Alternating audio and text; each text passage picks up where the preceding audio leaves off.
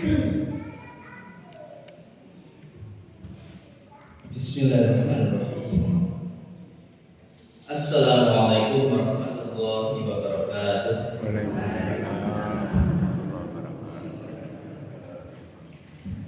Alhamdulillahirabbil alamin. Wa bihi nasta'in ala umur dunya waddin. Wassalatu wassalamu ala nabiyil karim Muhammad sallallahu alaihi wasallam wa ala alihi wa sahbihi ajma'in. Para hadirin hadirat yang dirahmati Allah, alhamdulillah dalam kesempatan kali ini kita bisa bersua kembali belajar bersama thalabul ilmi, dan alhamdulillah merupakan nikmat yang luar biasa kita bisa melaksanakan sholat subuh berjamaah. Alhamdulillah juga niki ngos-ngosan sepeda. Oke. Niki wau mati kunci boten ketemu kunci sepeda. Dados ponakan sedang perjalanan pulang dari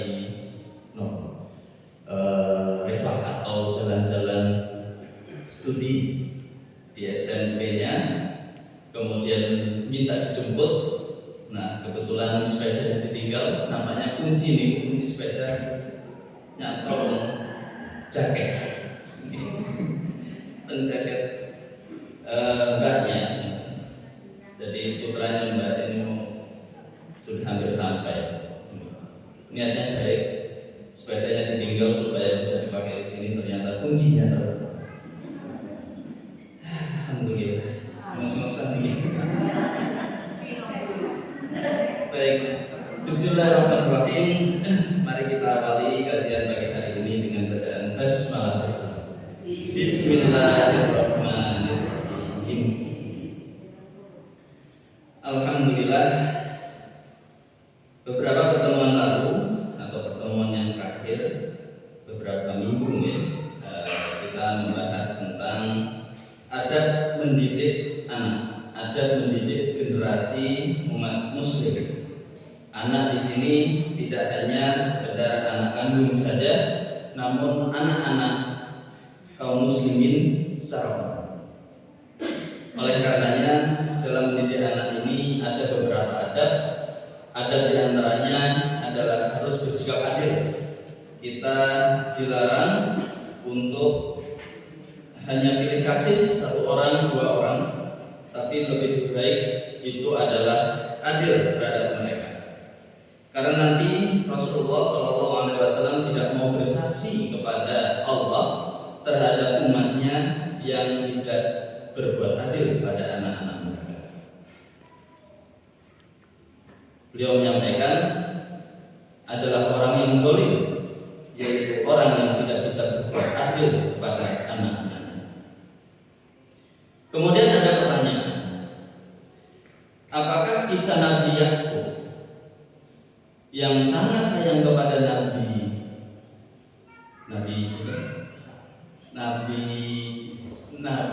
Yusuf, yang sangat sayang kepada Nabi Yusuf merupakan contoh seorang yang tidak adil terhadap anak-anaknya? Kami sampaikan di sini bahwasanya Nabi Yakub itu juga berbuat adil, meskipun yang sangat disayangi adalah Nabi Yusuf. Mengapa demikian? Kami katakan beliau adil karena anak-anak yang lain, kakak-kakak Nabi Yusuf, nampaknya kurang baik terhadap orang tuanya, sehingga wajar dan patut ketika bisa dibilang Nabi Yakub niku sudah berbuat adil. Contoh, kalau seandainya putra-putra Nabi Yakub niku baik kepada orang tuanya, maka niscaya tidak akan berbuat buruk terhadap adik-adiknya, khususnya Nabi Yusuf. Sampai-sampai Nabi Yusuf mau dibunuh, niat awal ingin dibunuh, kemudian berakhir pada udah dimasukkan aja ke dalam sumur. Yang kemudian membuat Nabi Yakub menangis, sedih lantaran terpisah dengan putranya yaitu Nabi Yusuf. Jadi berbuat adil kepada anak-anak itu bisa berupa kasih sayang semuanya. Apakah Nabi Yakub tidak menyayangi yang lain? Menyayangi. Terbukti ketika mereka berbuat salah pun Nabi Yakub masih memaafkan, masih mau mengarahkan. Ketika mereka mau berangkat ke Mesir untuk mengambil gandum atau membeli gandum, Nabi Yakub mengarahkan dalam arahnya seperti itu. Jadi tidak bisa dijadikan contoh kalau Nabi Yakub ini tidak adil atau beliau adalah adil. Hanya saja perilaku putra-putranya yang sebagian besar kurang berbakti pada Tuhan. Kemudian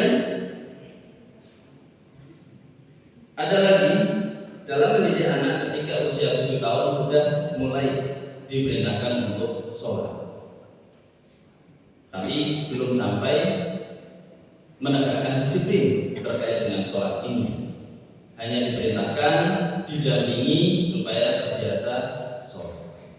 Kalau sudah di usia 10 tahun mulai ada penegakan disiplin terhadap sholat-sholat mereka, yaitu dengan cara mengumpul.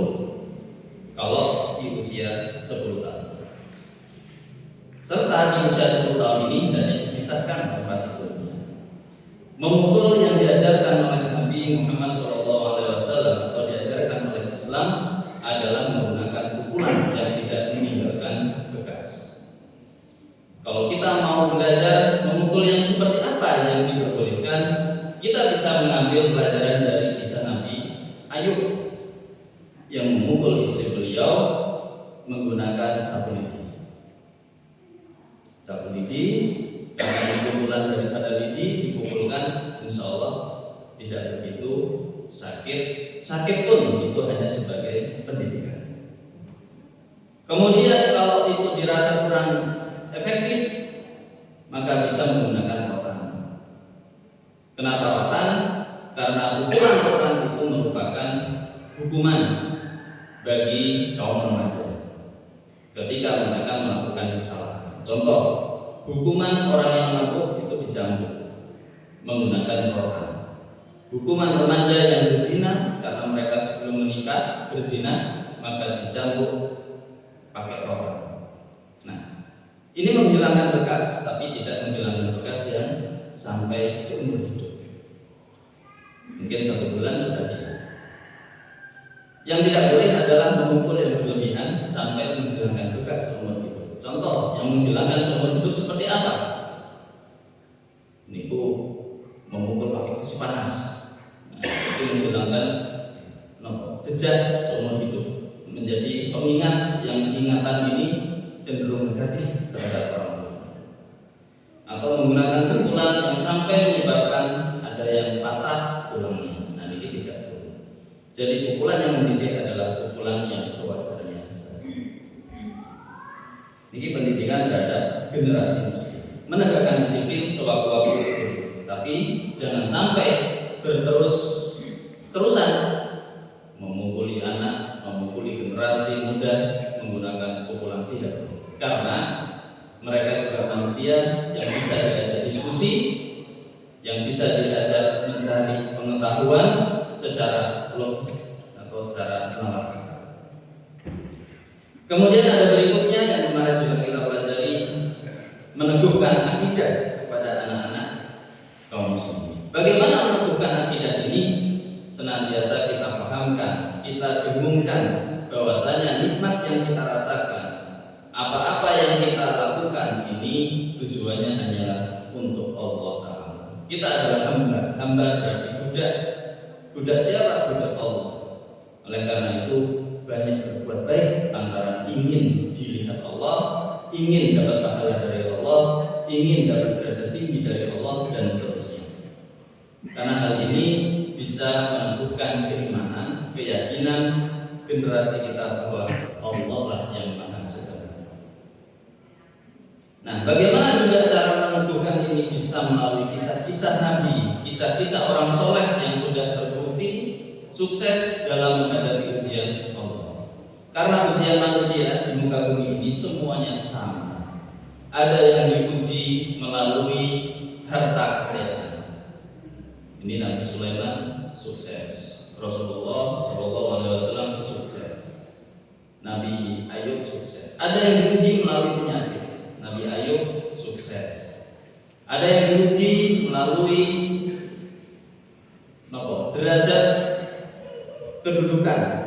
Ini juga ada para nabi. Nabi Sulaiman itu memiliki kedudukan yang tinggi. Nabi Ayub juga pernah menjadi orang yang kaya raya, itu sukses. Rasulullah menjadi pemimpin negara, itu sukses, tidak pernah sombong.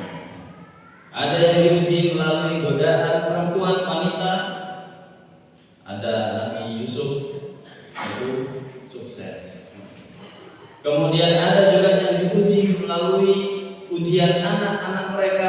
Jadi ada Nabi Nuh, ada Nabi Ibrahim. Banyak sekali kisah-kisah yang bisa dijadikan acuan hidup bagi generasi-generasi kita. Melalui kisah-kisah, bukan atau jangan sampai menggunakan kisah-kisah orang-orang Muslim, orang-orang yang mereka tidak sukses dalam menjalani hidup. Para hadirin yang dirahmati Allah, kemudian membiasakan generasi kita dengan akhlak yang baik.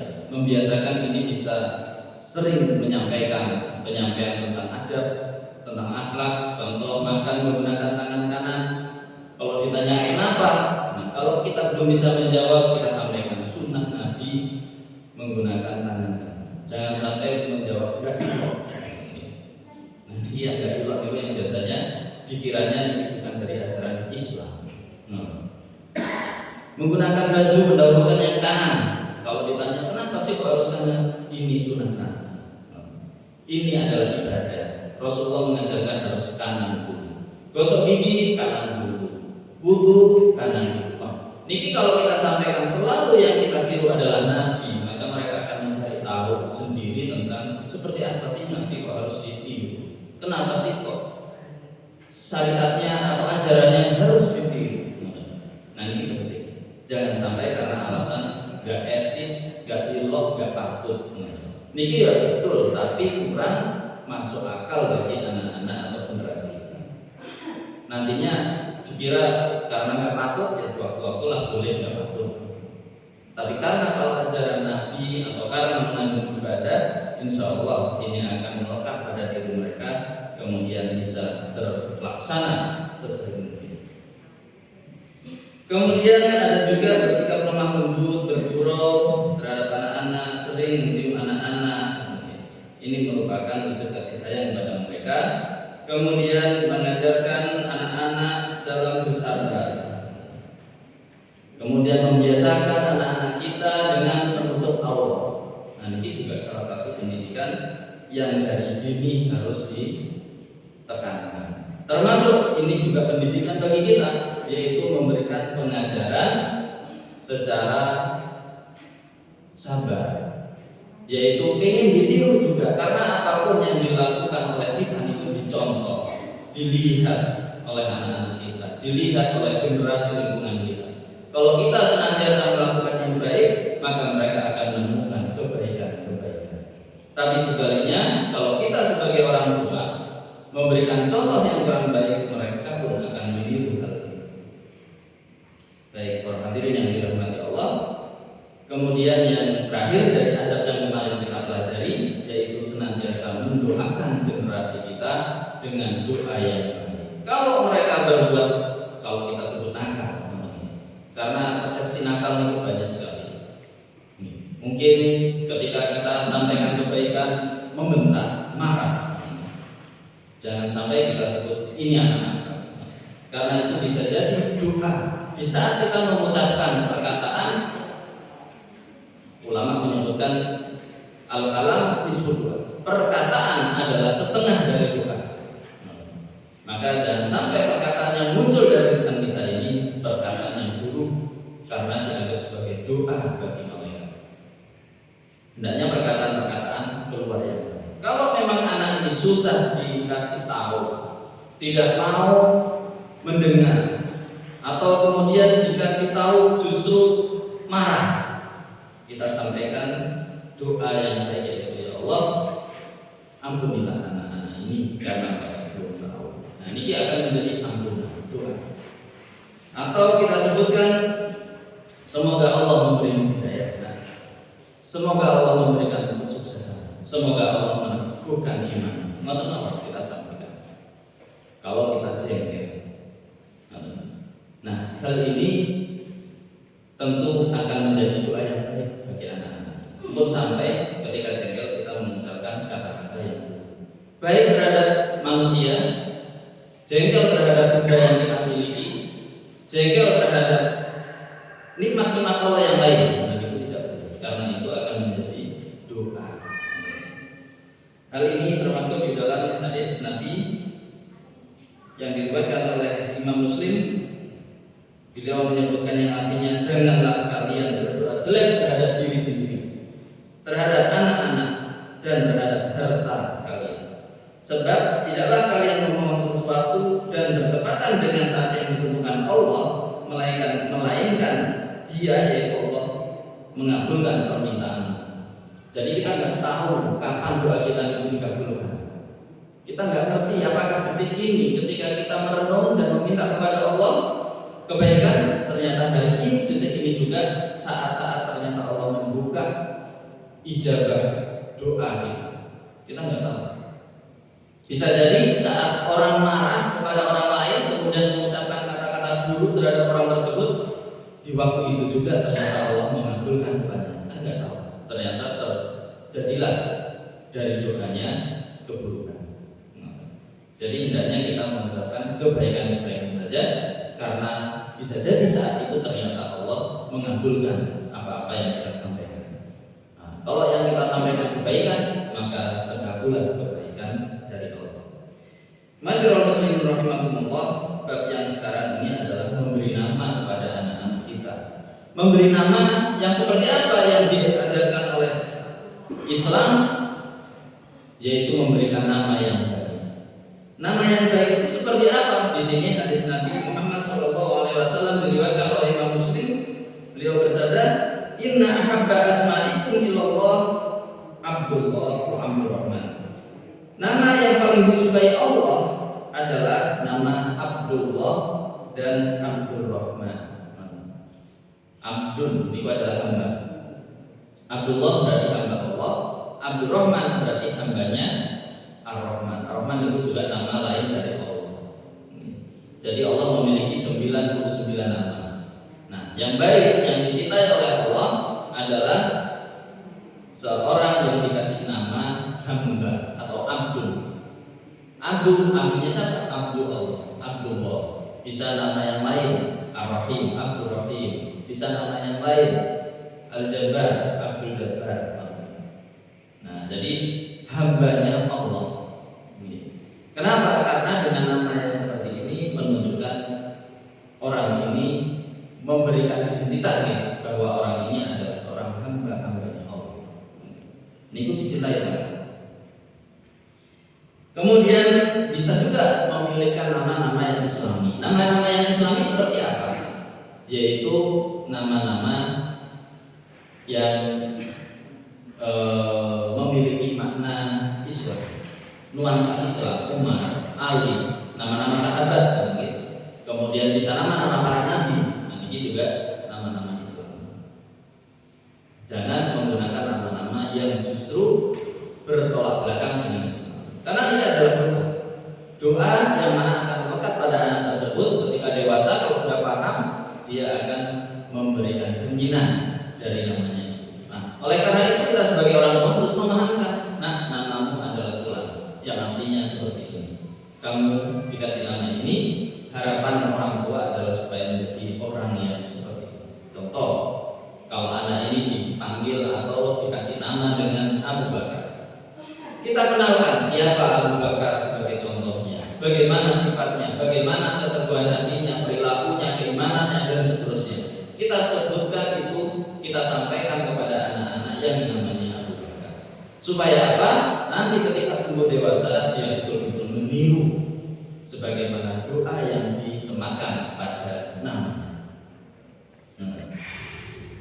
Jangan sampai memilih nama-nama Islami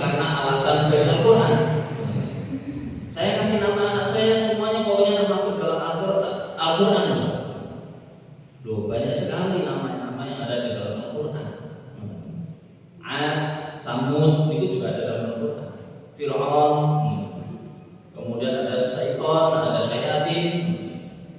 Kok sampai bangga? Nama ini termasuk dalam Al-Quran. Sinten nabi syayatin, itu salah. Jangan, karena syayatin ini adalah jamak daripada syaiton, setan-setan. Ini betul ada dalam Al-Quran, tapi salah mengambil. Nah, ini akan berdampak pada anak tersebut. Karena nama yang disunahkan itu bisa jadi menjadi doa bagi anak tersebut. Termasuk larangan memberi nama yang dulu ada kaitan dengan nama-nama hewan. Ini tidak boleh. Tapi kalau julukan bisa jadi, julukan bisa jadi boleh. Seperti julukannya singa, asad, atau singa nama yang lain, namir. Ini ku julukan. Kalau julukan boleh, singa podium, singa padang pasir, ini ku boleh. Kalau julukan, tapi kalau nama hendaknya dihindari. Kemudian tidak menggabungkan nama Nabi Muhammad SAW dengan julukan beliau. Julukan beliau itu adalah Abul Qasim. Nama beliau Nabi Muhammad atau namanya adalah Muhammad SAW. Tidak boleh menggabungkan nama Muhammad Abul Qasim. Nah, ini tidak boleh. Ini termaktub di dalam hadis Nabi yang diriwayatkan oleh Imam Bukhari. Beliau menyampaikan bersabda, "Tasammau bi ismi wa la takannau bi kunyati." Pakailah namaku dan jangan pakai julukan. Nah, ulama berbeda pendapat di sini. Ada yang menyatakan boleh karena beliau sudah wafat. Larangan ini hanya berlaku di saat beliau hidup. Niki pendapat beberapa ulama. Pendapat ulama yang lain menyatakan ya sudah, nggak usah dipakai. Jangan menggunakan nama beliau digabung dengan julukannya. Meskipun beliau sudah wafat. Nah, karena ada perbedaan pendapat ini, maka hendaknya kita hindari saja. Kita pakai nama beliau saja seperti Muhammad siapa? Muhammad Ali, oh, boleh. Atau Ahmad, karena Ahmad juga nama beliau, itu boleh. Ahmad siapa? Jangan menggabungkan nama beliau dengan julukan beliau. Kemudian menukar nama-nama generasi kita yang kurang baik, kita nilai kurang baik, kurang cocok atau tidak baik dengan nama yang lebih baik. Nah, itu diperkenankan dalam Islam. Seperti Nabi Muhammad SAW pernah menukar nama Asya yang artinya wanita durhaka diganti dengan Jamilah, wanita yang cantik. Nah, ini boleh. Ada juga yang namanya Barroh. Ini dianggap tidak mencerminkan nama Islami Barroh, lalu diganti dengan Zainab. Ini beliau yang mengganti. Nah, ini boleh. Kemudian julukan yang diperkenankan itu juga boleh, ya, dibolehkan. Yang nama ini Ridho dengan julukan itu nggak apa-apa digunakan. Contoh ada Abu Hurairah. Abu Hurairah ini bukan nama asli. Tapi karena sahabat ini suka dengan kucing kecil, banyak. Setiap ada kucing itu dipelihara. Nah, Hurairah itu adalah kata artinya kucing kecil. Asal dari kata Hurratun itu adalah kucing. Nah, Hurairah kucing kecil. Maka disebut dengan Abu Hurairah. Julukannya bapaknya kucing kecil. Nah, ini boleh. Nah, ini julukan. Berbeda antara julukan dengan nama. Julukan ini hendaknya menggunakan julukan yang baik, panggilannya. Jangan menggunakan julukan yang jelek. Seperti halnya termaktub dalam firman Allah surat Al-Hujurat, wala tanabazu bil alqab. Janganlah kalian saling memanggil saudara kalian dengan julukan yang buruk yang dia tidak mau dipanggil. Nah, ini harus dihindari. Nah, biasanya kalau punya teman-teman yang akrab itu, teman-teman akrab ini saling memanggil dengan julukan-julukan yang jelek karena untuk lucu. Nah, ini benar salah. Nah, ini tidak boleh kalau niatnya hanya untuk lelucon. Apalagi nggak mau yang dipanggil. Baik, kemudian dalam memberikan nama kepada anak-anak kita ini hendaknya maksimal di usia 7 hari, bertepatan dengan hari akikoh.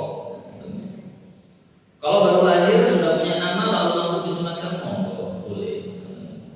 Karena menurut hadis Nabi Shallallahu Alaihi Wasallam di sini disampaikan hadis riwayat Imam Ahmad, Abu Dawud dan An-Nasai, Ibnu Majah serta Al-Hakim.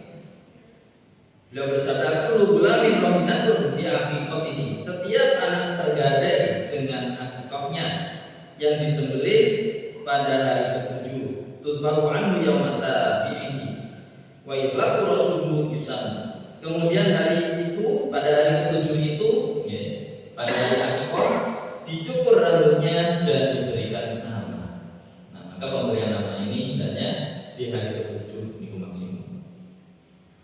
Nah, pada saat akikoh, ini yang banyak biasa dijadikan perdebatan atau pertanyaan. Akikoh ini syariatnya, hukumnya sunnah muakkad, sunnah mendekati wajib bagi yang mampu. Kalau tidak mampu, ya tidak apa-apa. Kalau yang lahir anak laki-laki, akikohnya adalah menyembelih hewan kambing 2. Kalau anak perempuan disembelihkan hewan kambing 1. Anak kembar disembelihkan hewan kambing 4. Kalau anak kembar laki-laki 2. Kalau 2 perempuan, 2 ekor kambing. Kalau tidak mampu, buat nopo tidak diakikohi dulu sampai masanya anak ini belum balik. Kalau sudah balik, gugur tanggung jawab terhadap orang tua untuk mengakikohi. Gugur namanya. Kalau ternyata sudah balik, orang tuanya sudah mampu, itu gugur, tidak usah lagi mengakikohi. Karena hal ini Rasulullah SAW pun tidak ada hadis atau riwayat yang menyebutkan beliau mengakikohi diri sendiri atau ada kisah sahabat yang sudah dewasa baru melakukan akikoh. Itu tidak ditemukan. Nah, sehingga kalau sudah tumbuh dewasa mau berakikoh untuk diri sendiri, alangkah baiknya kalau dilakukan kurban saja. Mampu berkorban, lebih baik berkorban. Kemudian akikoh ini bisa kalau akikoh syariatnya ini kan seperti kurban, sepertiga untuk keluarga sohibul kurban, sepertiga untuk fakir miskin, sepertiga lagi untuk dihadiahkan.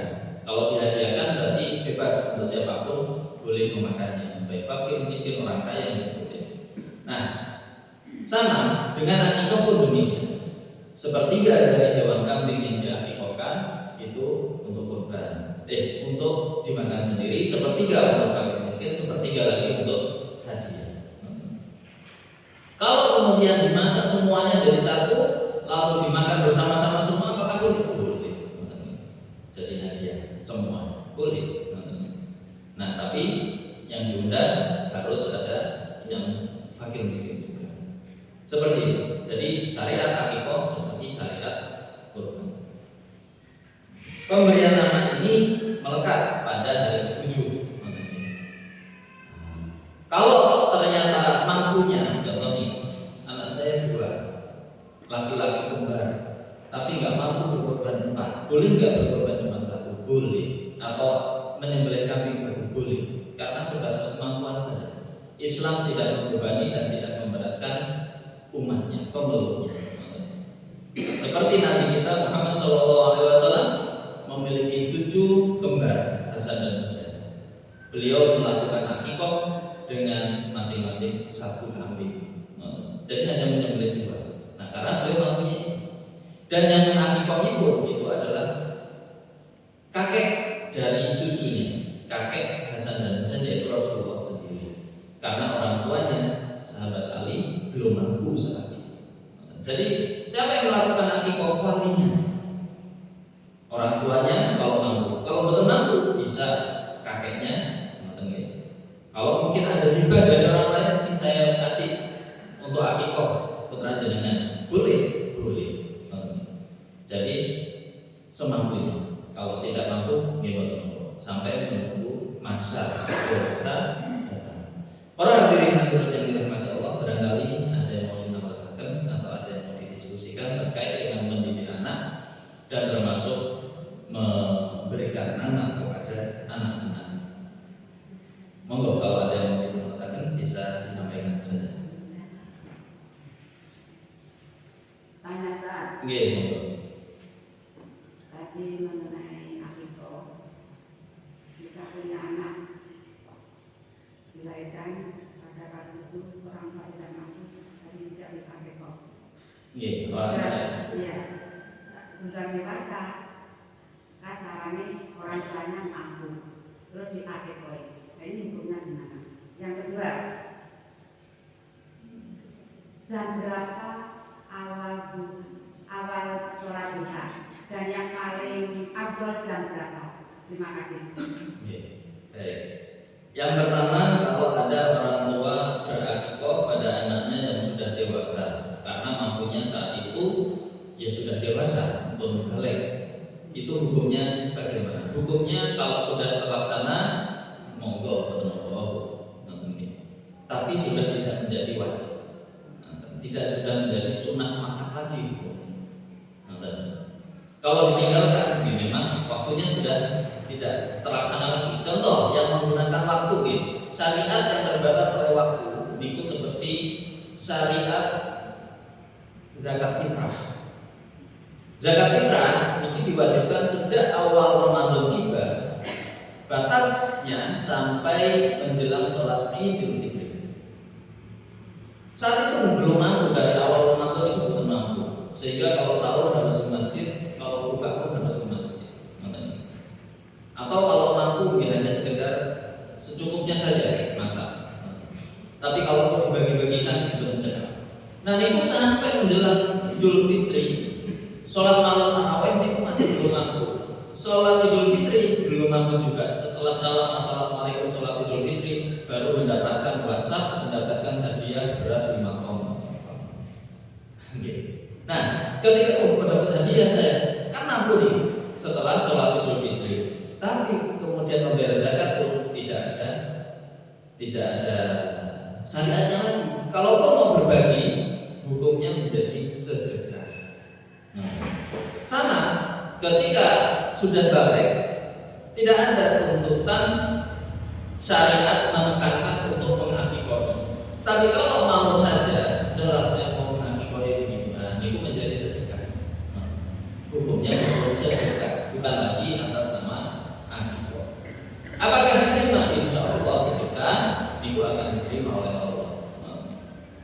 Jadi monggo kalau ada yang mau tetap melakukan bukan ada larangan, betul berdosa. Kalau mau meninggalkan, mau udah saya pakai untuk kurban, nonton nggih. Kurbannya jadi 2 ekor kambing, monggo niku lebih baik. Karena saat itu memang mampu berkorban dengan hewan kurban lebih banyak dari tahun-tahun sebelumnya. Nonton. Jadi tidak bukan berarti salah, nonton, tidak. Tetap itu akan menjadi nilai sedekah. Kemudian batas awal dari sholat duha sampai akhir itu jam berapa? Kalau sholat duha itu menurut ukuran matahari adalah di mana matahari ini setinggi ujung tombak. Jadi tombak saat ini ya mengukurnya. Kalau zaman dulu memang ada ukuran tombak, kemudian tombak ini dibuat kalau dilemparkan itu adalah niku ujung tombak niku ketika dilemparkan setinggi matahari. Nah, kalau sekarang kira-kira niki karena jamnya mundur ya, bisa jadi 6:30 niku sudah masuk sholat duha. Sampai jam berapa? Sampai matahari sebelum tegak lurus di atas kepala. Sehingga kalau kita lihat bayangan, teman-teman bayangan. Nah, itu sudah tidak boleh kita sholat. Itu berarti tengah siang, tengah matahari di tengah-tengah hari. Nah, itu tidak boleh kita melaksanakan sholat duha karena dan sholat zuhur pun belum waktunya. Sholat zuhur kapan? Mulai yaitu ketika sudah ada bayangan lagi lagi setelah tadi nggak ada bayangan, kemudian muncul lagi bayangan, yaitu bayangan sekarang menghadap timur bayangan. Dan itu sudah waktunya sholat zuhur. Batasnya kapan sholat duha?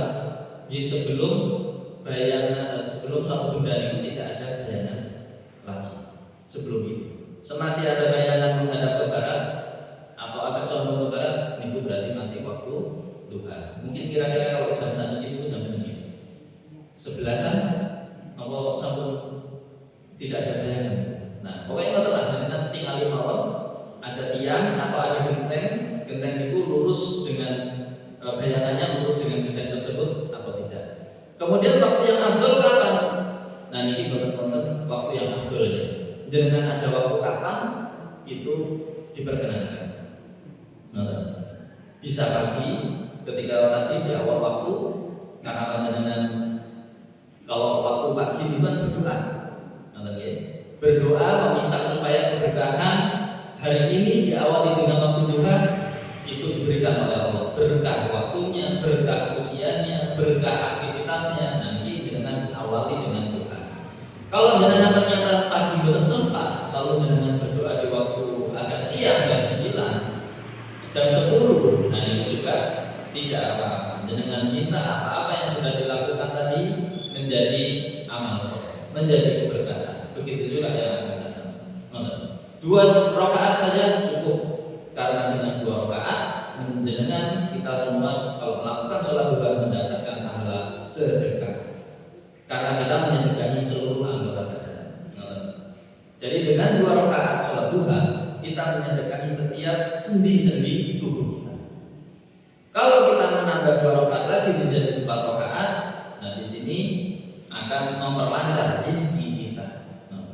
Nah, ingat, rezeki bukan semata-mata bentuknya materi atau harta atau sesuatu yang bisa nampak oleh mata. Rezeki itu bisa sehat, rezeki itu bisa nikmat. Ketika kita makan sesuatu kita merasa nikmat, wah nikmat sekali. Nah, ini rezeki juga.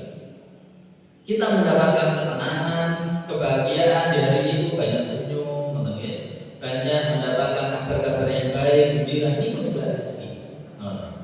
Jadi kita tenang, itu juga rezeki.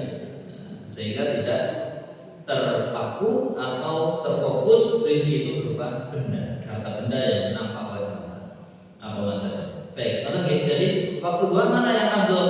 Semuanya niku mulia, dan waktu itu memang diberikan antara dari pagi sampai menjelang waktu zuhur. Niku waktu duha. Jangan mampu atau siapnya jam berapa, sanggupnya karena jam itu luang, monggo dilaksanakan saja. Jadi tidak ada waktu tertentu yang afdol.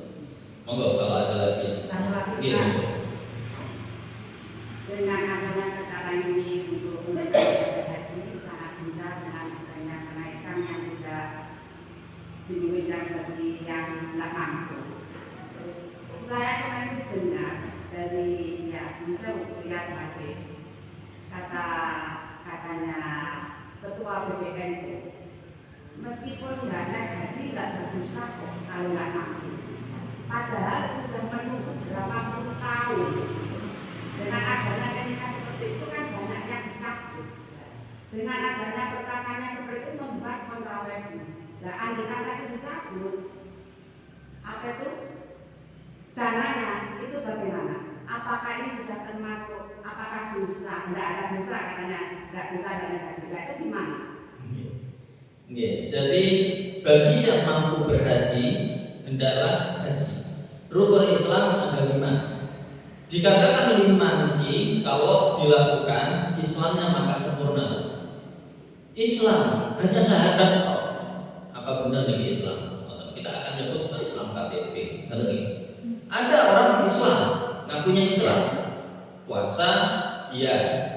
Jadi rukun 5 itu ada 5 nih: syahadat, sholat, puasa, zakat, haji. Kalau 5-5-nya ini dilakukan, sempurnalah Islamnya. Niscaya masuk surga itu lebih mudah dibandingkan orang yang Islam tapi masih 2 saja. Islam yang 2 saja itu apa? Syahadat, sholat, puasa betul. zakat boten. Jalan sempurna. Kemudian atau dua saja niku syahadat kali haji tok, tetap boten sempurna.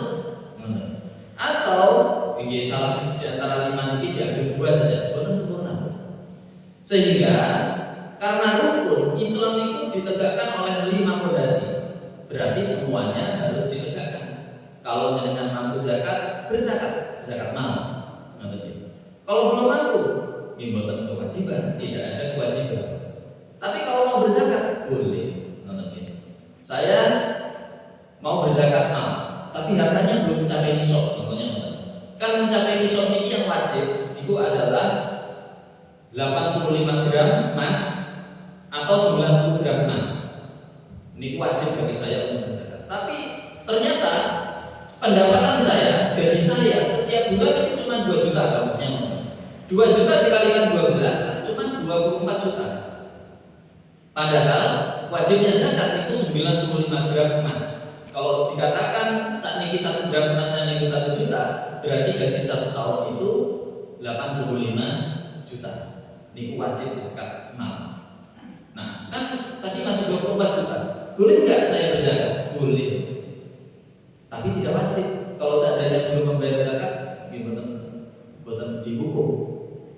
Tapi kalau yang 85 juta sudah penghasilannya dalam 1 tahun kok boten mengeluarkan zakatnya, niki dihukum.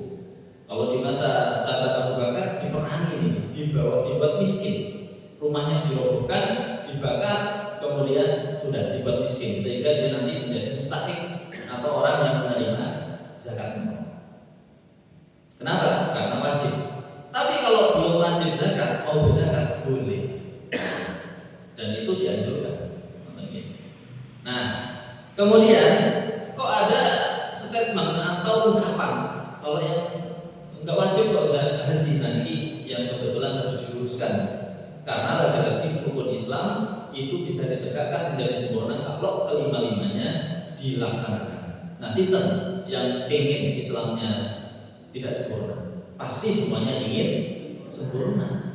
Betul apa? Kita sudah ada niat.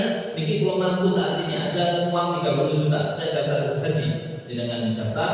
Kalau biayanya 25 berarti diterima 5 jutanya untuk ditabung. Nah, itu berarti dengan sudah meneguhkan rukun Islam. Dan berangkat nih, betul apa?